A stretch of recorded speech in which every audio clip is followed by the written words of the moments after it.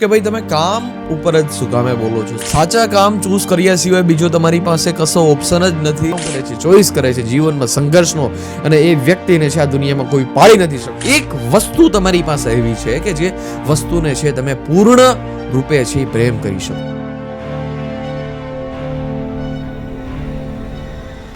ઘણા બધા લોકો છે જેનો સિંગલ પ્રશ્ન હંમેશાના માટે એક હોય છે કે ભાઈ તમે કામ ઉપર જ શું કામે બોલો છો? સૌથી વધારે છે અત્યાર સુધીમાં હું કોઈ પણ વસ્તુ બોલ્યો હોય તો એ છે કામ ઉપર, કે તમે તમારા જીવનનું છે રાઈટ કામ, સાચું કામ છે ચૂઝ કરો.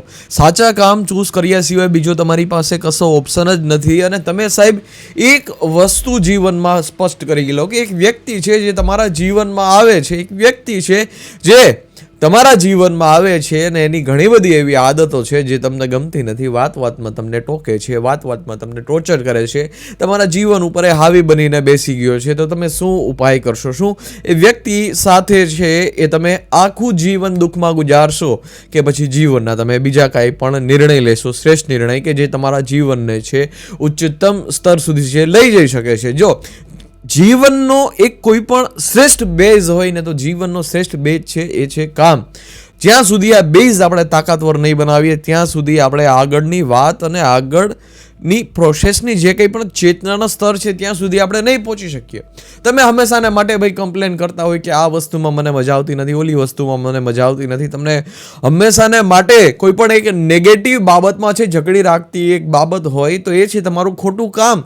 પરંતુ જો એ જ બાબત છે તમારા જીવનની શ્રેષ્ઠ બની જાય તો 90% પ્રોબ્લેમ્સ તો એમ જ સોલ્વ થઈ જાય.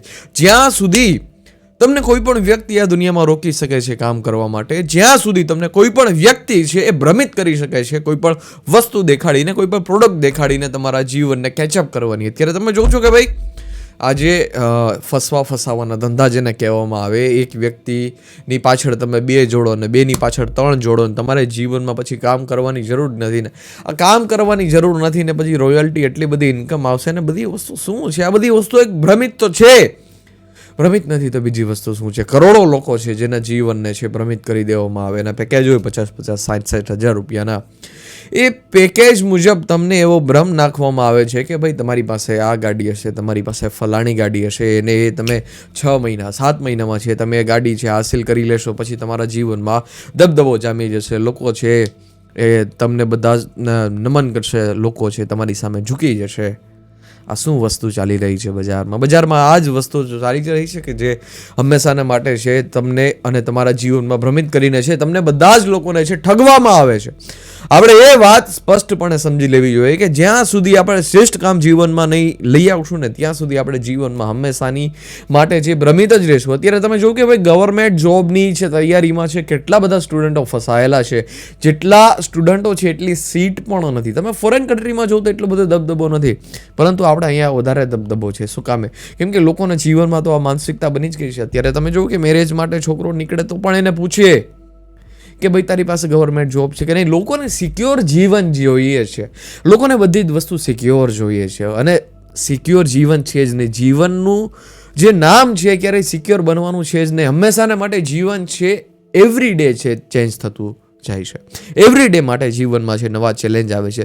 દુનિયામાં કાંઈ વસ્તુ ફિક્સ નથી, અને અને જેટલા લોકો છે એ જીવનમાં ફિક્સ થઈ ગયેલી માનસિકતામાં જીવે છે ને તમે જોવો કે અત્યારે બધાના છે ને પાટલું નીકળેલા છે. કેમ કે એ સત્તાથી છે તમે ક્યારેય જીવી જ ના શકો. અને જે કોઈ પણ વ્યક્તિ છે ચુનાવ કરે છે, ચોઈસ કરે છે જીવનમાં સંઘર્ષનો, અને એ વ્યક્તિને છે આ દુનિયામાં કોઈ પાળી નથી શકતું. પરંતુ તમારા જીવનમાં છે સંઘર્ષનો ચોઈસ ક્યારે આવશે? બધી જ વસ્તુમાં ચોઈસ હોય ને. તમારે કોઈ પણ કાર લેવી હોય તો એમાં એક ચોઈસ હોય, તમારે કોઈ પણ મોબાઈલ લેવો હોય તો એમાં એક ચોઈસ હોય, તમારે કોઈ પણ બેસ્ટ ક્વોલિટીની ઘડિયાળ લેવી હોય તો એમાં એક ચોઈસ હોય, તમારે કોઈ પણ બેસ્ટ ક્વોલિટીની એક પ્રોડક્ટ લેવી હોય તો એમાં તમારી હંમેશાને માટે એક ચોઈસ હોય છે. આ ચોઈસ શું કામે હોય છે? આ ચોઈસ એટલા માટે હોય છે કે એ વસ્તુ છે તમને કમ્ફર્ટ આપી શકે, એ વસ્તુ છે તમને આનંદ આપી શકે, એ વસ્તુ છે તમને સેટિસ્ફેક્શન આપી શકે.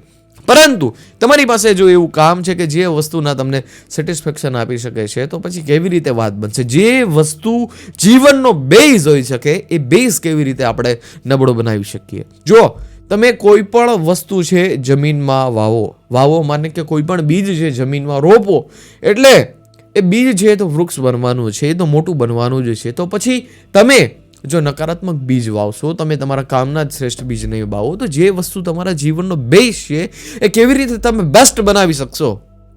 તમે એ વાત ઉપર તો બિલીવ કરો છો ને કે ભાઈ કન્સ્ટ્રક્શનની લાઈનમાં કોઈ પણ વ્યક્તિ હોય એને સારી રીતે ખબર હોય કે જો ભાઈ બેઝ તાકાતવાળો હશે ને તો મકાન છે તાકાતવાળા બનશે અને એને લોંગ ટાઈમ સુધી છે શ્રેષ્ઠ ક્વોલિટીના રહેશે ને એની બેઝ ઉપર છે આપણું સારું જીવન વ્યતીત કરી શકશું. બહુ વધારે મેન્ટેનન્સ નહીં માગે, લો મેન્ટેનન્સની સાથે છે એમાં એક આપણે ઉજ્જવળ જીવન પણ જીવી શકશું. જીવનમાં બીજી ઉપાધિ નહીં રહે. અને તમે જોયું કે જેટલા જૂના બાંધકામ છે એમાં લોકો છે દિવાલ પાડીને છે બીજા બનાવી ના શકે. શું કામ? કેમ કે એમાં બેઝ નથી. અને અત્યારે નવા લોકોને ખબર છે કે જીવનમાં કેટલો બેઝ વધારે મહત્વ છે. નવા લોકોને ખબર છે માને કે જે વ્યક્તિ પાસે ડેઇલી જે અપડેટ થાય છે, જેની પાસે નોલેજ છે, જેની પાસે જ્ઞાન છે, જેવી રીતે એક મકાનમાં બેઝની જરૂર પડે એવી જ રીતે આ બધા લોકોને ખબર છે કે ભાઈ જીવનમાં બેઝની કેટલી બધી જરૂર છે. તમે કબીર પાસે જાઓ, તમે બુદ્ધ પાસે જાઓ, આ બધા શું છે? આ બધી વસ્તુ બેઝ છે. ભગતસિંહ શું કામે ફાંસીએ ચડી શકે, આપણે વિચાર પણ ના આવી શકે. એવું શું કામે? કેમ કે એની પાસે બેઝ છે. બહુ મહત્વપૂર્ણ મુદ્દો છે કે ભાઈ મારી જાન જાય તો જાય, મારું મૃત્યુ થાય તો થાય, એમાં કોઈ શંકાને સ્થાન નથી અને કોઈ નવીન વાત નથી.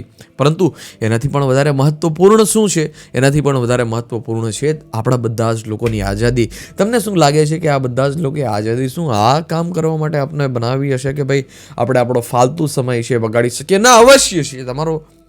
તમારો પોતાનો પ્રાયોરિટી ટાઈમ હોવો જોઈએ કે જેમાં તમને ગમતી હોય એ બધી જ તમે એક્ટિવિટી કરી શકો. પરંતુ એ એક્ટિવિટી છે તમારા માટે નર્ક બની જાય તો શું એ વસ્તુ સ્વીકારી છે? તમને કોઈ એક વ્યક્તિ છે આદત પાડે છે કે ભાઈ આ વસ્તુ તો તારે જોશે જ, આ વસ્તુ તો તારે જોશે જ, આ વસ્તુ તો તારે જોશે જ. પરંતુ એક સમય એવો આવે છે કે ભાઈ એ વસ્તુ વગર પણ તમારે કામ ચલાવી લેવું પડે છે. પરંતુ ત્યારે તમે જો બળવાન માનસિકતાના હોય, ત્યારે તમે એક મજબૂત તમારું કેરેક્ટર છે, તમારું એક ચરિત્ર છે, તમે મજબૂત બનાવી લીધું હોય તો પછી તમારે એટલી બધી એ વસ્તુની જરૂર નથી પડતી. હું તમને એટલા માટે જ કહું છું કે ભાઈ જીવનનો જો કામનો બેઝ મહત્વપૂર્ણ હશે ને, કામનો બેઝ પાક્કો હશે ને, તો જીવનની બીજી બધી મોમેન્ટ છે ને તમે બહુ સારી રીતે હેન્ડલ કરી શકશો. કેમ કે એક વસ્તુ તમારી પાસે એવી છે કે જે વસ્તુને છે તમે પૂર્ણ રૂપે છે એ પ્રેમ કરી શકો છો, નિસ્વાર્થ ભાવે પ્રેમ કરી શકો છો, તમે પૂર્ણ રૂપે પ્રેમ કરી શકો છો. એમાં તમને કોઈ શંકાને સ્થાન નથી. અને જ્યારે કામમાં શંકા આવે ને ત્યારે કંઈ તમે શ્રેષ્ઠ ઉપલબ્ધિ હાસિલ ના કરી શકો. આ દુનિયાનો એક સીધો ને સાદો નિયમ છે. જો તમારા કામમાં તમને છે એમ થતું હોય કે ભાઈ મારાથી થશે નહીં, થાય ને ભાઈ હું નબળો પડીશ ને, તો આવી બધી વાતે છે તમે તમારું જીવન છે વ્યતીત ના કરી શકો. આટલો મહત્વપૂર્ણ જે કાંઈ પણ મુદ્દો છે ને જીવનનો, એમાં કોઈ નાના બેઝ ઉપર છે તમે રમી ના શકો. અત્યારે લોકો જો નાના બેઝ ઉપર રમી રહ્યા છે, એમ કહે કે ભાઈ આ ધંધો સારો છે, આમાં પૈસા છે, ચાલો એ ધંધો કરીએ. ધંધો બદલાઈ નાખે છે, જેવી રીતે છે કપડાં બદલાય છે. સિમ્પલ વાત છે. પણ જો આ વસ્તુ ના થવી જોઈએ. આ વસ્તુ ત્યારે જ જીવનમાં થઈ છે. અત્યારે જો બાળકો ભ્રમિત બનેલા છે, બાળકોને નાના ધોરણમાં આવી પૂછવામાં આવે, સ્વાભાવિક વાત છે કે અમને પણ પૂછતા અમારા ટીચર લોકો કે ભાઈ શું બનવું છે મોટા થઈને? કોઈ ડૉક્ટર કહે, કોઈ એન્જિનિયર કહે. બસ આવી 2-4 મુદ્દા ને 2-4 લાઈન હોય, આનાથી વધારે વિશેષ કંઈ વાત જ ના હોય. 5 જ ડૉક્ટર હોય ને, એન્જિનિયર હોય ને, આ બનવું ને તે બનવું ને, બસ એ જ વસ્તુ. કોઈને આર્ટમાં રસ નથી. આર્ટમાં રસ શું કામે નથી? કેમ કે અત્યારે લોકોને ભ્રમિત કરી દેવામાં આવ્યા છે કે ભાઈ તમે આર્ટમાં હોય તો તમે શ્રેષ્ઠ જીવન ના જીવી શકો. પરંતુ જીવનમાં પ્રેમ સૌથી વધારે મહત્વપૂર્ણ છે. જો તમે એક વખત તમારા કામ સાથે પ્રેમ થઈ ગયો તો એ વસ્તુ છે તમને ભગવાન બનાવી દેશે. જો ને સાહેબ, રાજાનો છોકરો, અત્યારે રાજાના છોકરા કેટલા બધા થઈ ગયા છે, કેટલાને આપણે યાદ રાખીએ છીએ, પરંતુ આપણા મગજમાંથી છે બુદ્ધ જતા નથી. શું કામે? કેમ કે એને એના કામને પ્રેમ કર્યો છે. આ દુનિયામાં કેટલા બધા ગરીબ લોકો છે, કોઈ યાદ નથી રાખતું, પરંતુ એક ગરીબ જુલાહાને આપણે શું કામે યાદ રાખીએ છીએ, જેનું નામ કબીર છે. કેમ કે એને પોતાને કામને પ્રેમ કર્યો છે. તમે જો સાહેબ, સચિન તેંડુલકરને કોઈ એમ કહે કે ભાઈ તારાથી ક્રિકેટ ના રમાય, એ કોઈના બાપનું ન માને. કામે એને ખબર છે કે એનું કામ છે, શું વસ્તુ એની પાસે છે. દુનિયાની ગમે તેટલી વસ્તુ એને મોટી આપી દો, એ ના સ્વીકાર કરે. એને ખબર છે કે ભાઈ મારી પાસે જે વસ્તુ છે ને એ વસ્તુ બહુ દમદાર છે, વસ્તુ બહુ તાકાતવર છે, અને એ વસ્તુ છે ને મને જીવનમાં ક્યારેય પાડી નહીં શકે. તમે જોવો કે સાહેબ લતા મંગેશકર છે, એને કોઈ પણ વ્યક્તિ કહી દે કે ભાઈ તું ના ગાઈ શકે, તારો અવાજ તો જો કેટલો બકવાસ છે, ના સ્વીકાર કરે, ના એક્સેપ્ટ કરે. શું કામે? કેમ કે એની પાસે એક એવડી મોટી વસ્તુ મોજૂદ પડી છે કે દુનિયાની સૌથી વિશિષ્ટ છે. આ દુનિયામાં કોઈ મોટું નથી, દુનિયામાં એક જ મોટો છે, એ છે આપણો નાથ મોટો છે, પરમેશ્વર મોટો છે. આપણે બધા જ લોકો સંસારના લોકોને બહુ મોટા માનીએ છીએ, એટલે આપણે ભ્રમિત થઈ જઈએ. તમે જો જ્યારે તમે જીવનમાં ભ્રમિત થાવ છો, જ્યારે બાળકો નિર્ણય લે છે કે ભાઈ મારે આ ફિલ્ડમાં જવું છે, એને પોતાને પ્રેમ કરતો હોય એ ફિલ્ડને દબાવી દે છે અને એ વસ્તુમાં છે પોતે એન્ટર થઈ જાય છે કે જે કામમાં એને પ્રેમ નથી, જે કામમાં એને આનંદ નથી. શું કામે? કેમ કે એ કોઈ વ્યક્તિને છે મોટો માની લીધો છે અને વ્યક્તિના જીવનનું જે કંઈ પણ બેઝ છે ને, એ બેઝ ગમે તેટલું નબળું હોય, એ ગમે તેટલા એને લોકોને હેરાન કરી, પરેશાન કરી એને પોતાના જીવનનો બેઝ બનાવ્યો હોય, પરંતુ એ બેઝ પોતાના જીવનનું બનાવી દે છે ને પછી એ વ્યક્તિએ જેવું જીવન જીવવાની કલ્પના કરી હોય, જે વ્યક્તિને સામે દ્રષ્ટાંત જોતો હોય કે ભાઈ આ વ્યક્તિ જેવું જીવન જીવે છે ને એવું જ જીવન મારું થઈ જશે, પરંતુ એવું જીવન થતું નથી. અને પછી જીવનના અંત સમયે છે આપણે પરેશાન થાય છે, આપણે એક મૂંઝવણમાં જીવીએ છીએ કે ભાઈ આના કરતાં તો મને જે પસંદ હતું એ કામ કરી લીધું હોત ને તો હું જીવનમાં ક્યાંય આગળ નીકળી ગયો હોત.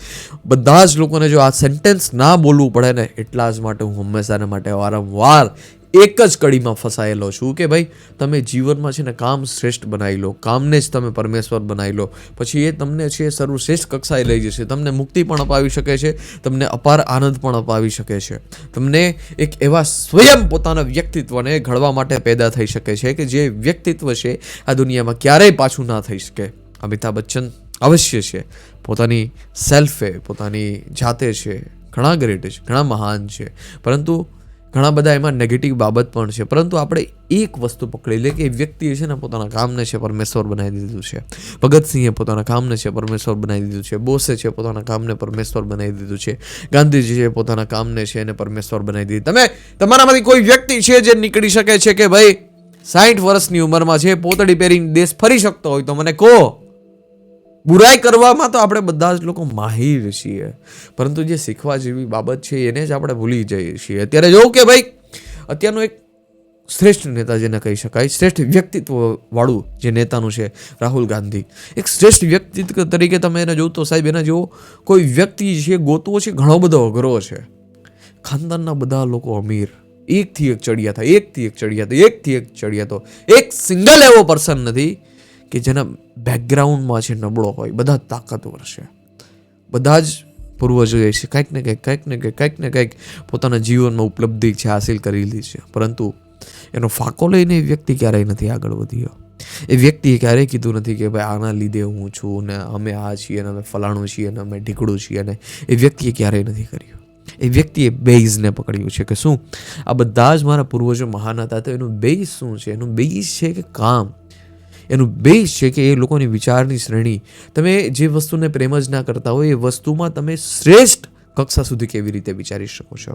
તમે શાયરો જોવો તો ભાઈ કેવા શાયરો થઈ ગયા છે, એમાં કોઈ શંકાના સ્થાન નથી, એટલી શ્રેષ્ઠ કક્ષાના થઈ ગયા છે. એવું નહીં કે એ લોકોએ ખાલી પ્રેમની બાબતમાં જ કીધું છે, ઘણી બધી બાબતમાં કીધું છે, પરંતુ આ કક્ષા સુધી કેવી રીતે પહોંચી શકાય? પ્રેમ કર્યા વગર પહોંચી ના શકાય. પ્રેમ કરો તમારા કામને, કામ જ એવું પકડી લો કે જે કામ છે તમને પરમેશ્વર બનાવી દે. મળતા રહીએ આવા વિડીયો સાથે. ધન્યવાદ. જય હિન્દ. વંદે માતરમ.